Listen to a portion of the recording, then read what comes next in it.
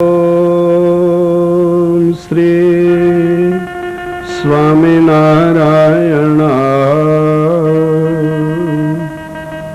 नमो नमः। श्री पूर्ण पुरुषोत्तमाय घनश्यामाय नीलकंठाय श्री सहजानंद स्वामिने नमो नमः।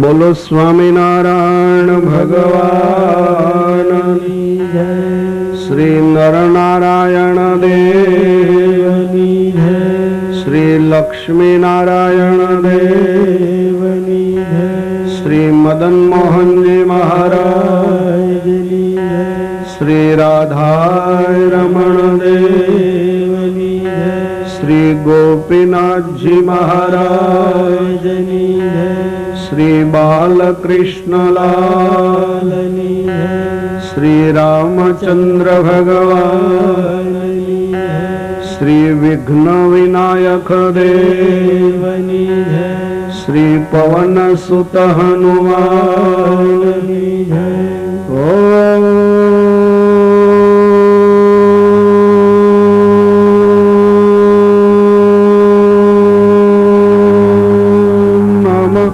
पार्वती पतये हर हर महादेव।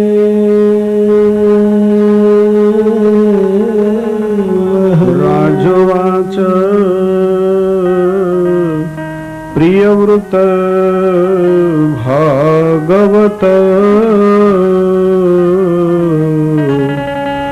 आत्मा राम कथम मुने। प्रियव्रत भागवत आत्मा राम कथम मुने। गृहे रमत यन्मूल गृहे रमत यन्मूल कर्म बंध पराभव कर्म बंध पराभव। गृहे रमत यन्मूल कर्म बंध पराभव।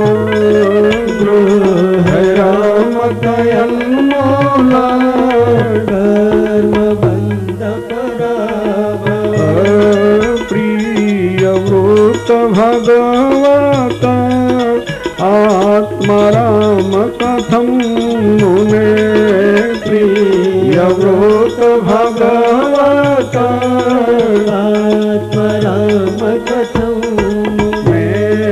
गृहे रमत यन्मूल कर्म बंध पराभव। गृहे रमत यन्मूल कर्म बंध कर्म बंध पराभव। कर्म बंध पराभव। श्रीमद् भागवत जी ना 4 स्कंद ने समाप्त करी शुकदेव जी महाराज 5મ स्कंद में प्रवेश करे छे। भागवत जी ना 12 स्कंद में 5મ स्कंद અને 10મ स्कंद भागवत जी ना हार्दो कहेवाय छे। भागवत जी ना वक्तानी 5મ स्कंदनी कथा અને 10મ स्कंदनी कथा कहेवामां कसोटी देखाई छे। 5મ स्कंदनी कथा में योग मार्ग ने बताववामां आव्यो छे। 10મ स्कंदनी कथा में भक्ति मार्ग बताववामां आव्यो छे। પ્રથમ દ્રષ્ટિથી આ બંને વાત બહુ સહેલી લાગે છે, પરંતુ જ્યારે બોર્ડ ઉપર એને લઈ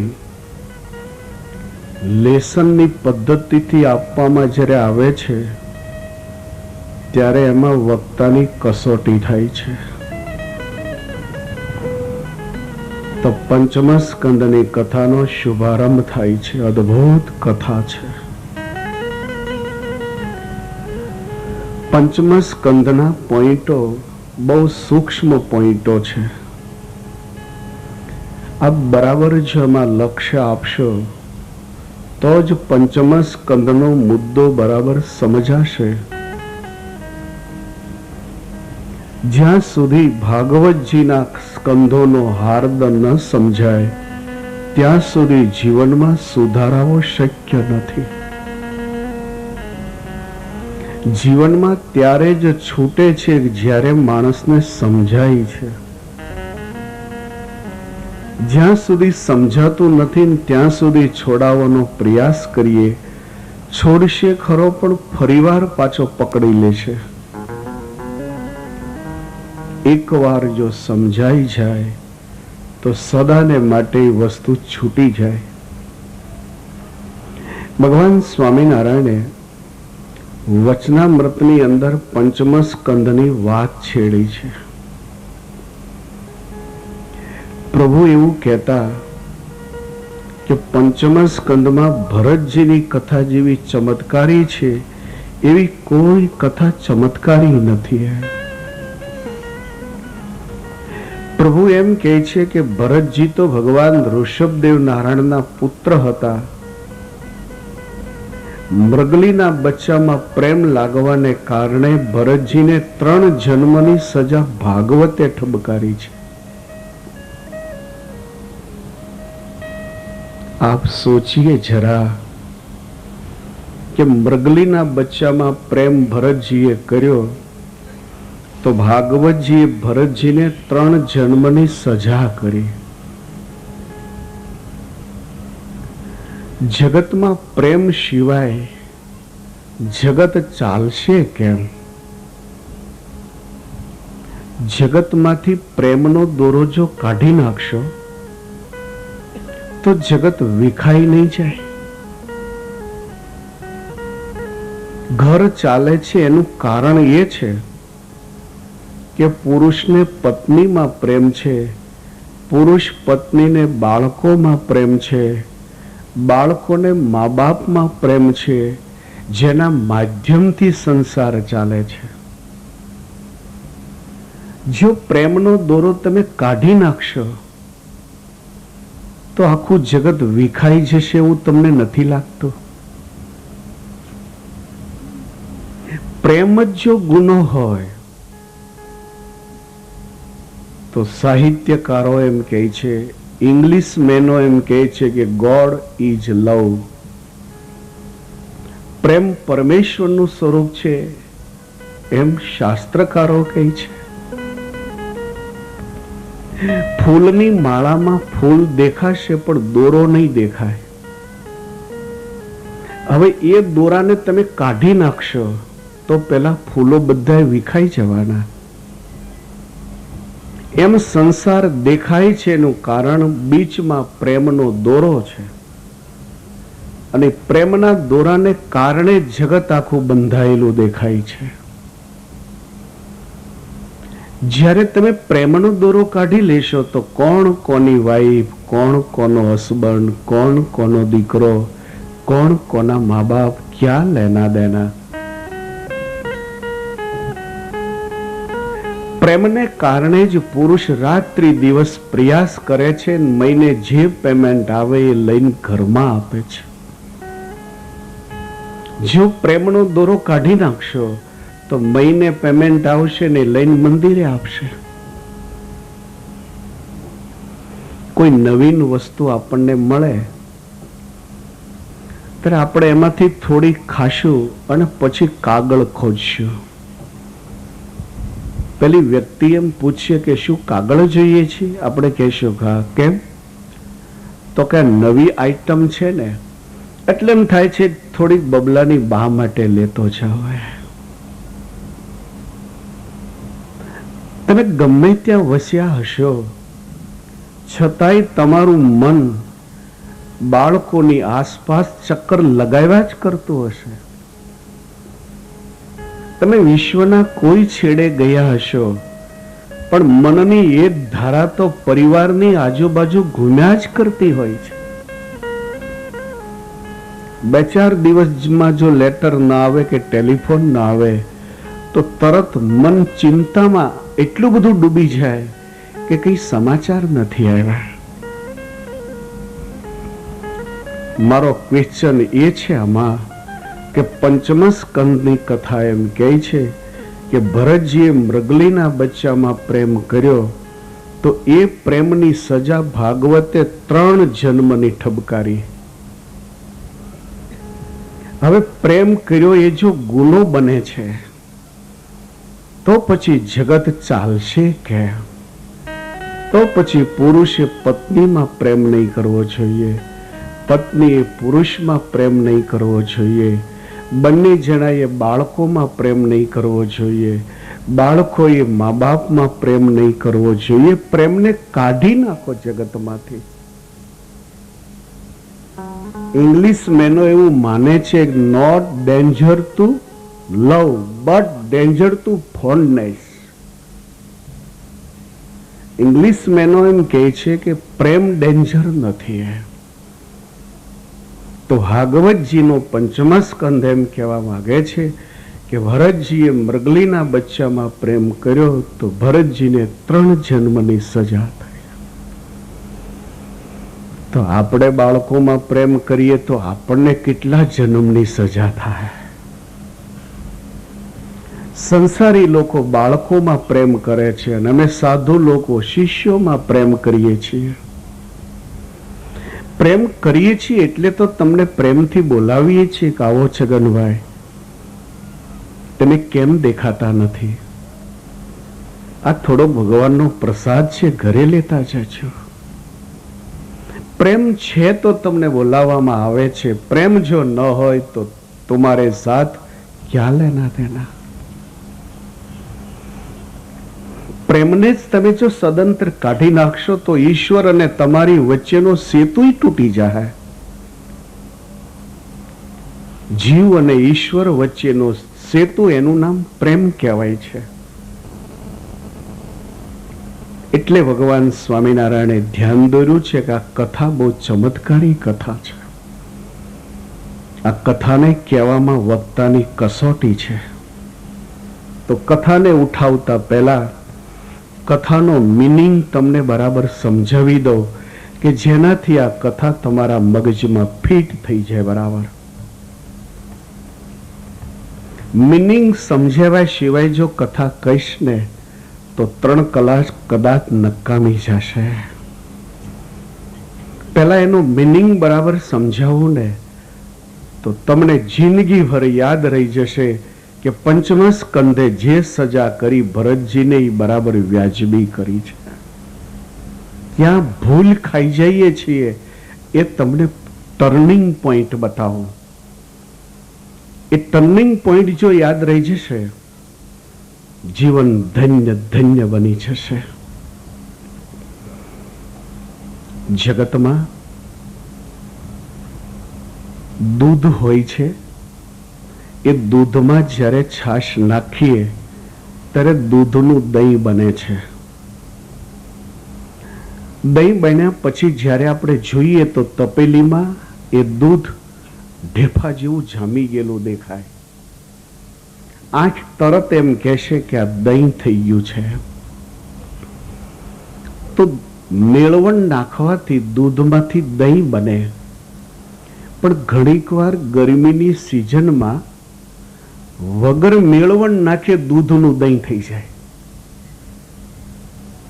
તો તપેલીમાં વગર મેળવણે પેલું દૂધ દહીં થઈ ગયું હોય, પછી તપેલીમાં જોઈએ તો આપણી આંખ એમ કહેશે કે આ તો દહીં છે, કોઈ એને મેળવ્યું લાગે છે.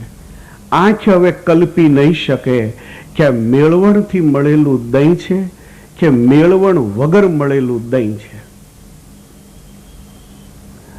હવે એને લેબોરેટરી પર તમે લઈ જાઓ એટલે જીભ ઉપર મૂકો.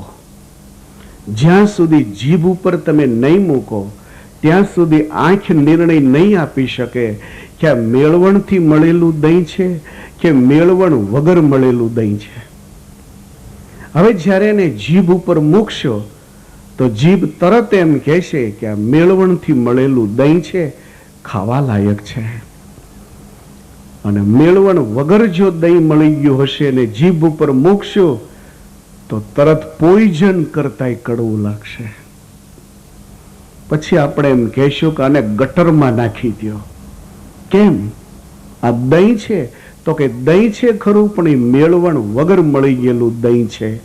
તો આપણે કહીએ કે ભાઈ પાડાને પાઈ દઈએ તો અરે પાડોય મરી જાય પાવથો. મેળવણથી મળેલું જે દહીં છે એ ખવાય, એમાંથી માખણ થાય, એમાંથી ઘી થાય. મેળવણ સિવાય મળેલું જે દહીં છે એ તો પોઈઝન છે, એ ભેંસે ન પીવે.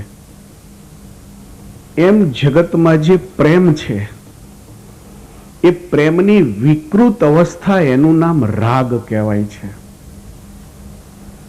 પ્રેમની વિકૃત અવસ્થા, મેળવણથી જે દહીં મળે એ દહીંની પ્રકૃતિ કહેવાય, એ સૃષ્ટિનો ક્રમ કહેવાય, એ પ્રોસેસ ક્રિયા કહેવાય. તો પ્રોસેસ ક્રિયાથી જે ઘટના ઘટે છે એ દહીં ઉપયોગી બને. પરંતુ મેળવણ સિવાય જે દૂધ મળી ગયું એ દહીંની વિકૃત અવસ્થા કહેવાય. જોવામાં દહીં જ દેખાય છે પણ એ દહીંની વિકૃત અવસ્થા છે. એમ પ્રેમ જે છે એ મેળવેલું દહીં કહેવાય. એ પ્રેમથી જગત આખું ચાલી રહ્યું છે. પ્રેમથી જ પરમેશ્વરને ભજી શકાય છે. પ્રેમથી જ દોડીને ગુરુ પાસે જઈ શકાય છે. પ્રેમને કારણે જ ગુરુ એને આશીર્વાદો આપે છે. પ્રેમને કારણે જ જગતમાં સારા એ જીવ પ્રાણી માત્ર એકબીજાનું રખેવાળું કરે છે. આ જગતની પ્રોસેસ ક્રિયા કહેવાય, એ પ્રકૃતિ ક્રિયા કહેવાય. હવે પ્રેમની વિકૃત અવસ્થા એને રાગ કહેવાય. રાગમાં સમજવાની શક્તિ નથી, રાગમાં બાંધછોડ કરવાની શક્તિ નથી, રાગમાં ભૂલવાની શક્તિ નથી. રાગ હંમેશા વ્યક્તિગત બની જતો હોય છે. તો પ્રેમ ખરાબ નથી, પ્રેમની વિકૃત અવસ્થા જે રાગ, એ રાગ ખતરનાક છે. રાગને સમજાવવા માટે થોડોક ઊંડો ઉતરું, જેનાથી તમને રાગનું રૂપ સમજાય કે રાગ શું કહેવાય છે, જેને ફોન્ડનેસ કહેવામાં આવે. રાગનું રૂપ શું હોય જરા ધ્યાન દેના. કોલેજમાં જ્યારે અભ્યાસ કરતા હોઈએ પછી ઘણીક વાર પેલા છોકરાને અને યુવતીને ધીરે ધીરે નજીક આવતા આવતા બે જણા ખૂબ નજીક આવી જાય. હું રાગનું રૂપ બતાવવા માંગુ છું કે રાગ શું કહેવાય. ભાગવતજીના પંચમ સ્કંદે ભરતજીને જે 3 જન્મની સજા ઠબકારી એ રાગને કારણે ઠબકારી. મૃગલીના બચ્ચામાં પ્રેમ કર્યો હોત તો ભરતજીને પુણ્ય મળત, બેનિફિટ મળત. પણ ભરતજીને મૃગલીના બચ્ચામાં રાગ થયો તો રાગ કરવાને કારણે બેનિફિટ તો મળ્યા નહીં, ઉપરથી સજા થઈ. તો રાગનું રૂપ પહેલા સમજી લ્યો આપ. એટલે પ્રેમ અને રાગ તરત જુદા ફાટશે. નહીં તો જેમ દહીં છે મેળવણથી મળેલું હોય કે વગર મેળવણે મળેલું હોય, આંખ એને તારવી નહીં શકે. એમ જો નહીં સમજી શકાય ને તો પ્રેમ અને રાગને તમે તારવી નહીં શકો. તમને સરખું દેખાશે. તો રાગનું રૂપ કોલેજમાં અભ્યાસ જ્યારે આપણે કરતા હોઈએ પછી ધીરે ધીરે કોઈ યુવાન અને કોઈ યુવતી બે નજીક મળે આવવા.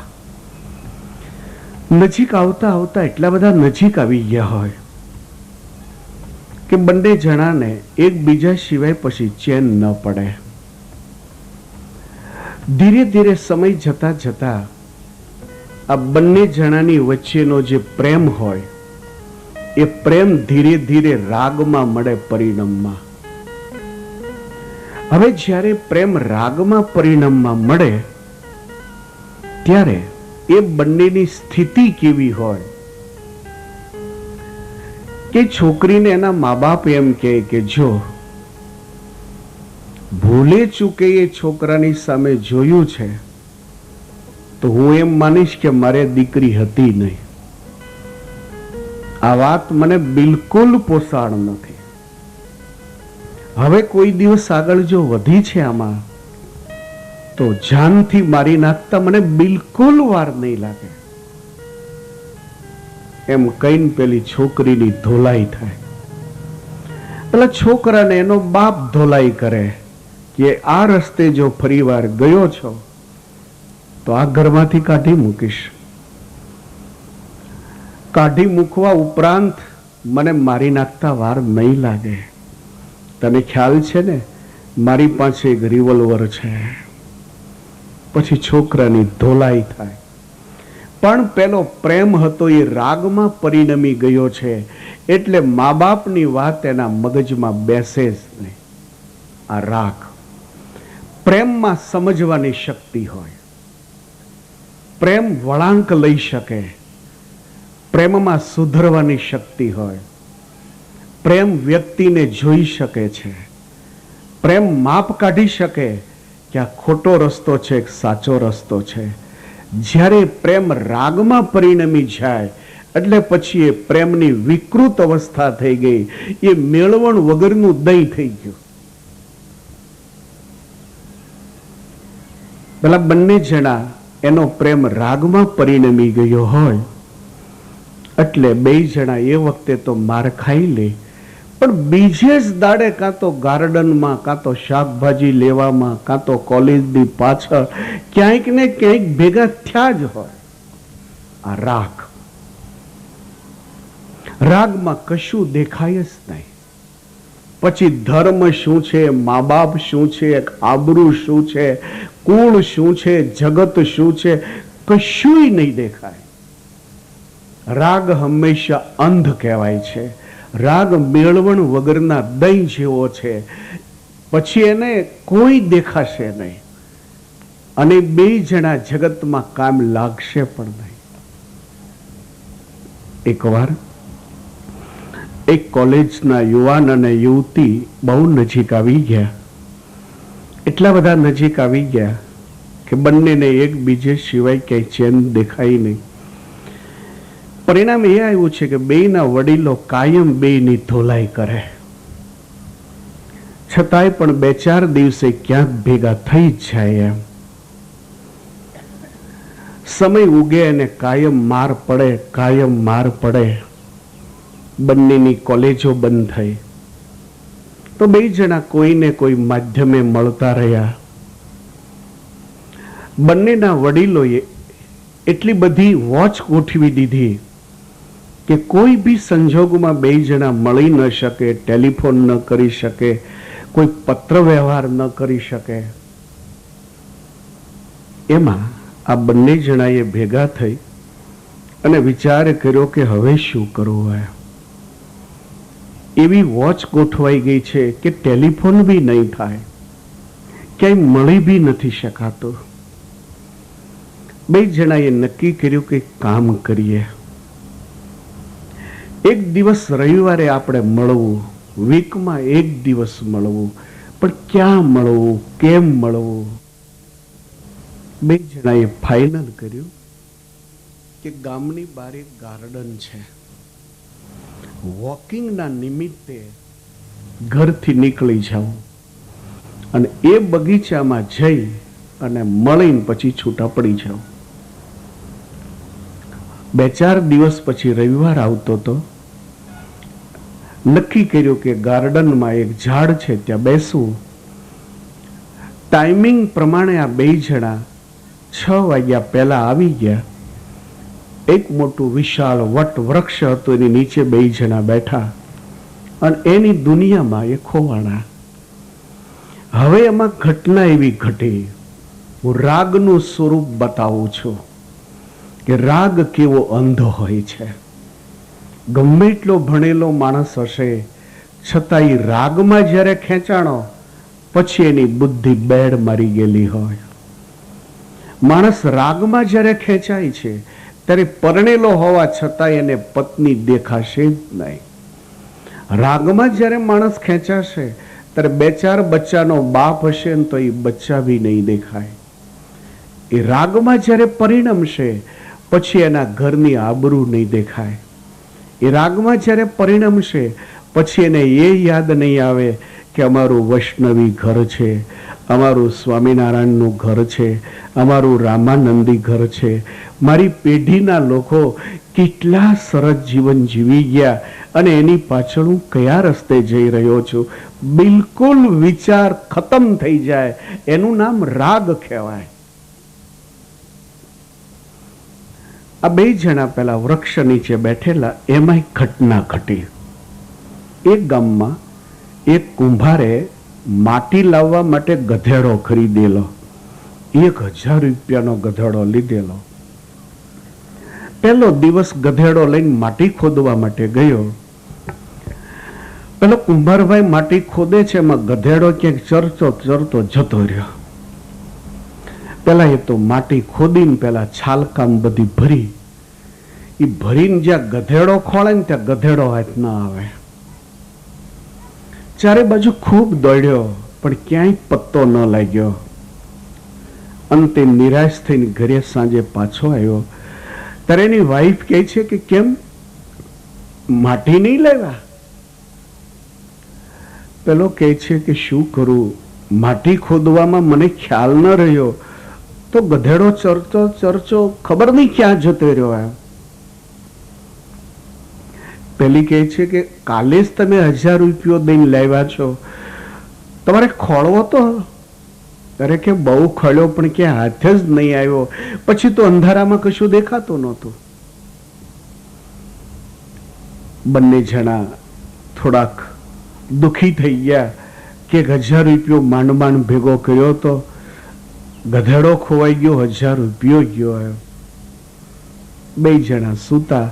પેલા કુંભારભાઈને ઊંઘ આવે નહીં કે ગધેડો મારો વયો ગયો, હવે સૂતા 1000 રૂપિયા ગયા. એમાં બરાબર રાત્રિનો 1 વાગ્યો ને પડખા બડલ બડલ કર્યા કરે. 1 વાગ્યો એટલે એક આઈડિયા સૂચ્યો કે ગામની બહાર એક ગાર્ડન છે અને એ ગાર્ડનમાં એક વડનું મોટું ઊંચું પુરાતની ઝાડ છે. એની છેલ્લી બ્રાન્ચે જઈ અને ચારે બાજુ જો નજર કરું તો માઇલ સુધી તો દ્રષ્ટિ પહોંચે તો ખ્યાલ આવે કે ગધેડો ક્યાં ચરે છે. વહેલો 4 વાગે જાગી અને ગાર્ડનમાં પેલું ઝાડ હતું એની બ્રાન્ચ ઉપર ચડ્યો. પણ અંધારું હોવાને કારણે દ્રષ્ટિ દૂર સુધી પહોંચતી નથી. એટલે પેલી બ્રાન્ચ એટલે ડાળ ઉપર એ બેઠો છે કે સૂર્યોદય થાય ને એટલે દેખાશે કે ગધેડો ક્યાં ચરે છે. હવે ઉપર પેલો કુંભારભાઈ બેઠેલો, એમાં પેલા કોલેજિયન યુવાન અને યુવતીએ ફાઇનલ કરેલું કે આ ગાર્ડનમાં આ વડના ઝાડ નીચે ભેગું થવું. એ બે જણા 6 વાગે ભેગા થઈ ગયા. આ બેને ખબર નથી પેલો ઉપર બ્રાન્ચ ઉપર ગધેડો ખોળવા માટે કુંભારભાઈ બેઠો છે. પેલા કુંભારભાઈને ખબર નથી કે નીચે આવડા બે જણા રાગીણી વાળા બેઠા છે. બંને એકબીજામાં મશગુલ હતા. પેલા યુવાન અને યુવતી એનામાં મશગુલ હતા. તો પેલો સૂર્યોદય થાય એટલે મારો ગધેડો જડે એની ચિંતામાં મશગુલ હતો. એમાં પેલો યુવાન એમ કહે છે કે પ્રિય, રાગીની ભાષા બી બદલી જાય. પ્રેમમાંથી જ્યારે રાગમાં તમે જશો ને તો રાગીની ભાષા બદલે, રાગીના વિચાર બદલે, રાગીની ક્રિયા બદલી જાય. પંચમ સ્કંદની કથા એમ કહે છે કે જગતમાં જો રાગ થાય તો એ રાગ ખતરનાક છે. એનાથી પુનર્જન્મ શરૂ થાય તો જગતમાં રાગ નહીં છોડો, રાગ ભગવાનમાં છોડો અને પ્રેમ જગતમાં છોડો. જગતની સાથે પ્રેમ કરશો ને તો એ ગુનો નહીં બને, જગત બરાબર ચાલશે. અને રાગ ભગવાનમાં જોડશો એટલે રાગી તો હંમેશા અંધ છે. રાગીને કોઈ વિચાર નથી, રાગીને કોઈ લાજ શરમ નથી. રાગ ભગવાનમાં જોડ્યો એટલે તમે પછી ભગવાન માટે પાગલ થઈ જાઓ. જેમ મીરાને કોઈ શરમ નથી, કોઈ લાજ નથી. સાધુઓની બીચમાં બેસીને મીરા નાચવા મળતી. જૈસે નરસિંહ મહેતા ભગવાનને વિશે રાગ જોડ્યો, જેને કારણે નરસિંહ મહેતાને ભગવાન સિવાય બીજો વિચાર આવે નહીં, ભગવાન સિવાય બીજું દેખાય નહીં, પરમેશ્વર સિવાય બીજું કઈ સમજાતું નથી. ક્યાં લાજ, ક્યાં શરમ, ક્યાં જગત, ક્યાં લેના દેના, કોણ પત્ની, કોણ બાળકો, કશી પડી નથી. મેરે તો ગિરધર ગોપાળ દૂસરો ન કોઈ. આનું નામ રાગ. આપણે ખોટા છેડા બાંધ્યા, આપણે ખોટા છેડા બાંધ્યા. ફેજની હારે ફેજ બાંધવો જોઈએ, નૂટલની હારે નૂટલ બાંધો. એને બદલે આપણે ફેજની હારે ફેજ ને બદલે નૂટલની હારે ફેજ બાંધ્યો, પરિણામે લેમ્પ ઉડી ગયો. રાગ ભગવાનની સાથે બાંધવો જોઈએ, પ્રેમ જગતની હારે બાંધવો જોઈએ. એને બદલે રાગ જગતમાં બાંધ્યો ને પ્રેમ ભગવાનમાં બાંધ્યો એટલે જગતમાં ગાંડા થઈ ગયા ને ભગવાન ભજીનો એકાણા.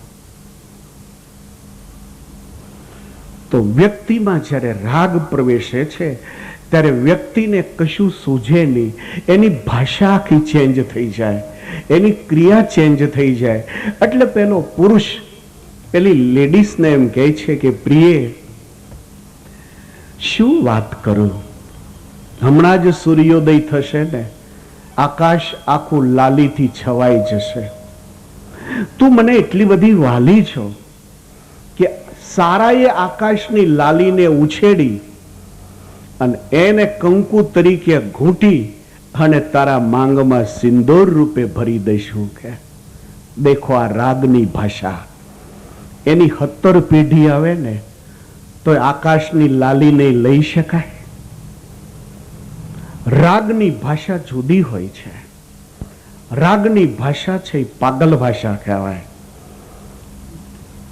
વળી 2 મિનિટ થઈને ત્યાં પેલો યુવાન કહે છે, પ્રિય તને શું વાત કહું, તારી સાથે બેસતા બેસતા મને લાગે છે કે આ સાંજ પડી જશે અને સાંજ પડશે ને તો સારું એ આકાશ અંધકારથી છવાઈ જશે. અને આકાશ અંધકારથી જ્યારે છવાશે ત્યારે કેટલાય આકાશમાં તારલાઓ દેખાશે.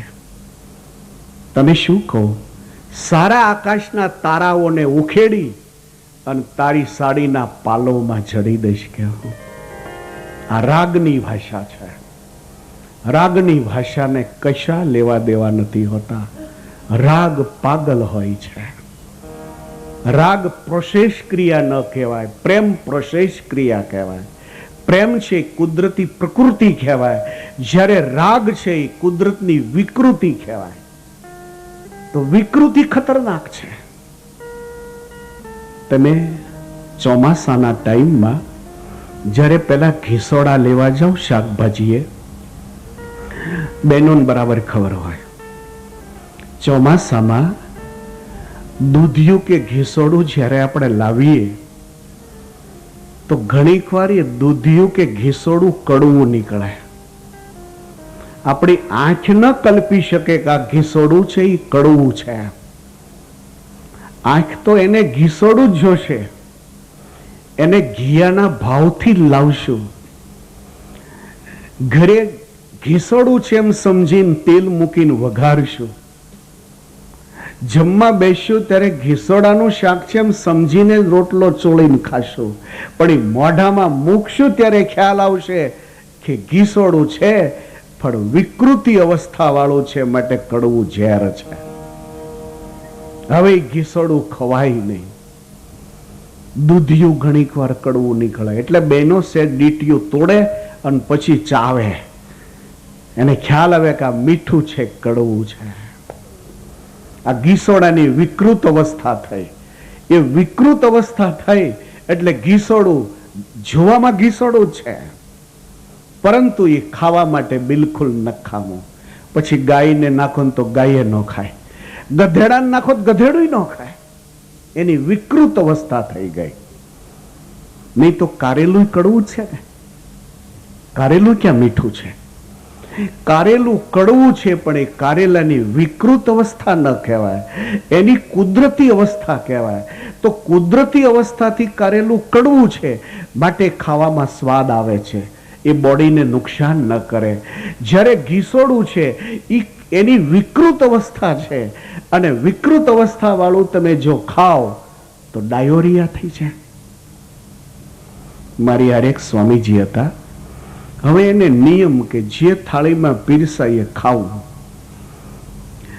એટલે અમે બે સાથે જ બેસીએ. એટલે મને કે મારે નિયમ છે કે જેટલું પીરસાય એ બધું ખાઈ જવું એમ. મેં તો આપણે કાંઈ એવું નિયમ લેવું નથી, કારણ કે ક્યારેક કોઈ તીખું બનાવ્યું હોય, કોઈ કાગરથી વધારે નાખી દે પછી શું થાય, એમ પરણે ખાવું પડે ને. એમાં બે જણા મેં ખાવા બેઠેલા. એમાં દૂધિયાના શાકના એ બહુ શોખીન. અગાઉથી પેલી વ્યક્તિને ખ્યાલ આવેલો કે સ્વામીજી આવે છે ને એની હારે પેલા સ્વામી આવે છે, તો દૂધિયાનું શાક બનાવીએ. પહેલી વહેલી સિઝન દૂધિયા હજી બહુ માર્કેટમાં આવતા હતા નહીં, એટલે પહેલી વહેલી દૂધી બહુ તાજી લાવેલો અને એનું સરસ મજાનું શાક બનાવ્યું. દૂધીનું શાક ભાળ્યું એટલે પેલા સ્વામીએ તો 2-3 ચમચા લીધા. એ શોખીન હતા દૂધીના શાકના, એટલે 2-3 ચમચા લઈ લીધા. મને થોડું ખાપ્યું, પણ જ્યાં મેં ખાવાનું ચાલુ કર્યું ત્યાં દૂધી કડવી હતી. હવે પેલા સ્વામી બરોબર હલવાણા. કડવી દૂધીનું શાક નાખવું ક્યાં? જો ખાઈ જાય તો ઝાડા જ થાય, એમાં ડેફિનેટ શંકાને કોઈ સ્થાન નહીં. એ પોઈઝન છે. આ દૂધીની વિકૃત અવસ્થા કહેવાય. એમ પ્રેમની વિકૃત અવસ્થા, એનું નામ રાગ કહેવાય. અને રાગ છે એ ધર્મમાં માને નહીં, ઘરમાં માને નહીં, વાઈફમાં માને નહીં, મા બાપમાં માને નહીં, ગુરુમાં માને નહીં, સમાજમાં માને નહીં. એને રાગ કહેવાય.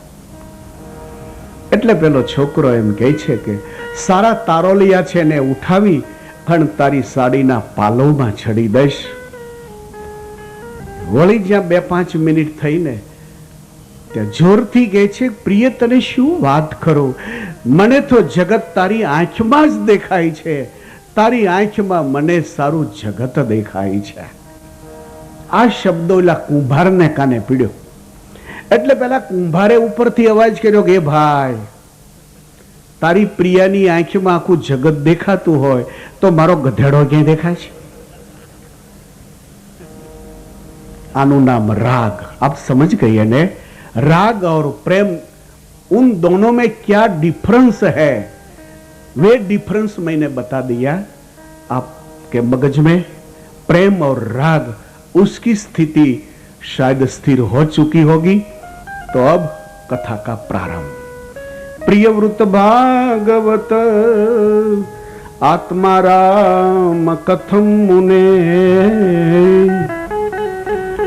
प्रियव्रत भागवत आत्मा राम कथम मुने, गृहे रमतयन मूल, गृहे रमतयन मूल, कर्म बंध पराभवम, कर्म बंध पराभवम, गृहे रमतयन मूल, कर्म बंध पराभवम, गृहे रमतयन मूल, कर्म बंध पराभवम, प्रियव्रत भगवत आत्मा राम कथम मुने, प्रियव्रत भगवत आत्मा राम कथम मुने, गृहे रमतयन मूल, कर्म बंध पराभवम, गृहे रमतयन मूल, कर्म बंध पराभवम, कर्म बंध पराभवम, कर्म बंध पराभवम। प्रियव्रत भागवत आत्माराम कथम ने पंचम स्कंदनो पहलो श्लोक। परीक्षितजी क्वेश्चन करे छे, मुनिराज હું એવું સમજુ છું કે આ સંસાર છે એ બંધનનું કારણ છે. આ સંસારમાં પરિવાર જે છે એ પણ પતનનું કારણ છે. માણસે જો મોક્ષ મેળવવો હોય તો બાપજી હું એવું સમજુ છું કે આ સંસારને છોડી જંગલમાં કુટિયાને બાંધી, સારા પરિવારને છોડી જંગલના વૃક્ષોની બીચમાં રહી, સારા કપડાઓને છોડીને વલ્કલ વસ્ત્રોને પહેરી, સારા ખોરાકને છોડી કંદમૂળને ખાય, સારા બેડિંગને છોડી અને તૃણ છાદડી ઉપર શયન કરી ભગવાનનું ભજન કરવું, એનાથી આ સંસાર છૂટે છે. તો બાપજી મારો એક પ્રશ્ન છે કે જે ભગવાનના સમર્થ ભક્તજનો થઈ ગયા છે એ ભક્તજનો તો સંસારી હતા, એ ભક્તજનો તો બાળ બચ્ચા વાળા હતા, એ ભક્તજનો તો સારા સારા કપડા પહેરતા હતા. તો પછી આ સંસાર જો બંધનનું કારણ હોય, પરિવાર જો પતનનું કારણ હોય, તો સમર્થ જે ભક્તજનો છે એ સંસારમાં રહીને ભગવાનને મેળવી કેમ શક્યા? સરસ પ્રશ્ન ઉઠાયો છે. ઘણીક વાર તમને એમ લાગતું હશે કે સાધુ થયા પછીથી જ ધામમાં જવાય છે. આવી ભૂલ કોઈ કરશો નહીં. મોક્ષનો ગેટ ભગવા કપડાથી શરૂ થાય છે આવું માનવાને કોઈ કારણ નથી.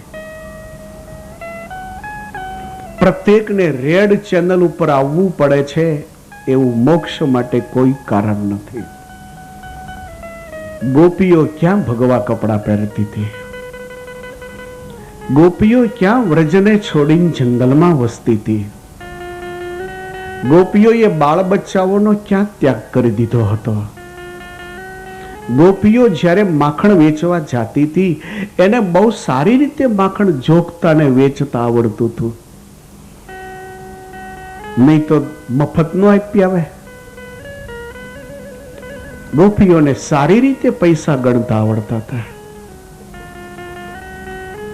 રામાયણ યુગની અંદર તમે ભક્ત છો, મહાભારતના યુગમાં ભગવાનના ભક્તો છો, અને 18મી સદીમાં સત્સંગી જીવનના યુગમાં દાદા ખાચર 2 પત્નીઓ હતી. દાદા ખાચરને 2 દીકરા હતા. દાદા ખાચરના હાથ નીચે ઘણા ગામો હતા. આ ગામનો વહીવટ દરબાર પોતે કરતા હતા. શું એને પૈસા ગણતા નહોતા આવડતા? તો પરિવારની વચ્ચે રહેતા હતા, સંસારમાં રહેતા હતા, દાળ ભાત શાક રોટલી 3 વખત ખાતા હતા, છતાં ભગવાનના ધામમાં ગયા. તો પછી મારે તમારે મગજમાંથી આ વાત કાઢી નાખવી જોઈએ કે સંસાર